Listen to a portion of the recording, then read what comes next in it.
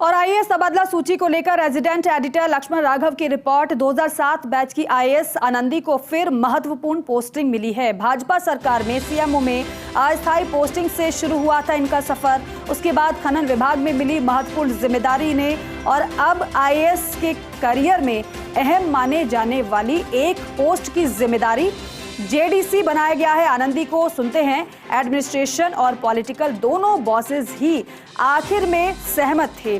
Work oriented, honest और strict officer के तौर पर इनकी पहचान है। पॉलिटिकल गलियारों में एक चर्चा ये भी है कि क्या यूडीएच मंत्री के साथ इनकी पटरी बैठ पाएगी। आनंदी की ऐसे ऑफिसर के तौर पर छवि है कि गलत को नो कहना जानती हैं। वसुंधरा सरकार में एक जिले से उन्हें कुछ ही महीनों में हटाया गया था। उसके बाद कांग्रेस सरकार में वे उदयपुर और अलवर जैसे महत्वपूर्ण जिलों में कलेक्टर रही हैं। और आज ही एक लंबी सूची भी आईएएस अफसरों की सामने आई है। लेकिन बात अगर आईएएस आनंदी की करें, एक बार फिर से उन्हें महत्वपूर्ण पोस्टिंग मिली है।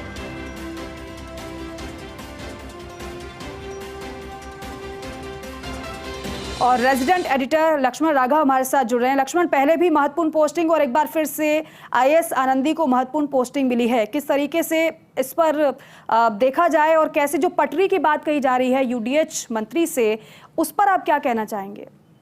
देखिए, निश्चित तौर पर आनंदी को लगातार अच्छी पोस्टिंग सरकार में मिल रही है। अच्छी ऑफिसर है, कमिटेड है। लेकिन आपका सवाल महत्वपूर्ण है। दरअसल जहां तक यूडीएच मंत्री की बात है, वो भी ऑनेस्ट और खुर्राट मंत्री माने जा रहे हैं। तो दूसरी तरफ जो आनंदी का स्वभाव है, बेसिकली वो भी कमिटेड है, वर्क ओरिएंटेड है, लेकिन साथ ही साथ उनको भी ना कहना आता है। तो ये एक बड़ा, इस बात को लेकर बड़ी चर्चा है ब्यूरोक्रेसी में भी कि क्या दोनों की पटरी बैठ पाएगी। क्योंकि इससे पहले भी आनंदी ने अच्छे टास्क पूरे किए हैं, इसमें कतई दो राय नहीं है। लेकिन एक घटना भी हुई कि वसुंधरा राजे सरकार के समय उन्हें 2-3 महीनों में केवल इसीलिए हटा दिया गया था कि गलत को ना कहना उन्हें आता है। तो अब ये बात है, हालांकि दोनों ही अधिकार, उनके मंत्री की बात कर लो या इनकी, दोनों की छवि बेहद ईमानदार की है। तो निश्चित तौर पर ये अच्छी बात है, कम से कम सूबे के लिए। और सबसे बड़े चैलेंजेस जैसे वहां पर हैं वो तो सबको पता ही है। लेकिन जेडीसी की पोस्ट कहीं ना कहीं ब्यूरोक्रेसी और आईएएस के करियर में एक महत्वपूर्ण पड़ाव होता है, बहुत महत्वपूर्ण पोस्टिंग मानी जाती है। तो ऐसे में इस पर सबकी नजरें भी है। और सबसे बड़ी बात अब यही है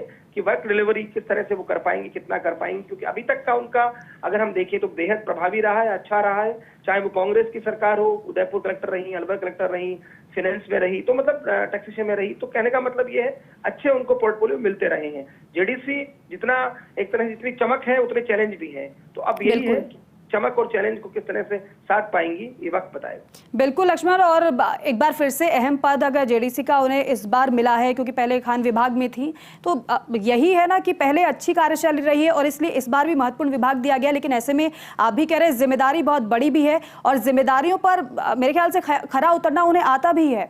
वो हमने देखा भी है पिछले विभाग में। देखिए, निश्चित तौर पर तभी तो जो बात कही जा रही है, जो हम हंसलिया ने पहले ही बता दिया था रात को ही, वो कहीं ना कहीं वो तभी कही जा रही है क्योंकि पॉलिटिकल बॉस के साथ साथ एडमिनिस्ट्रेटिव बॉस भी उनके नाम पर आखिर में सहमत थे।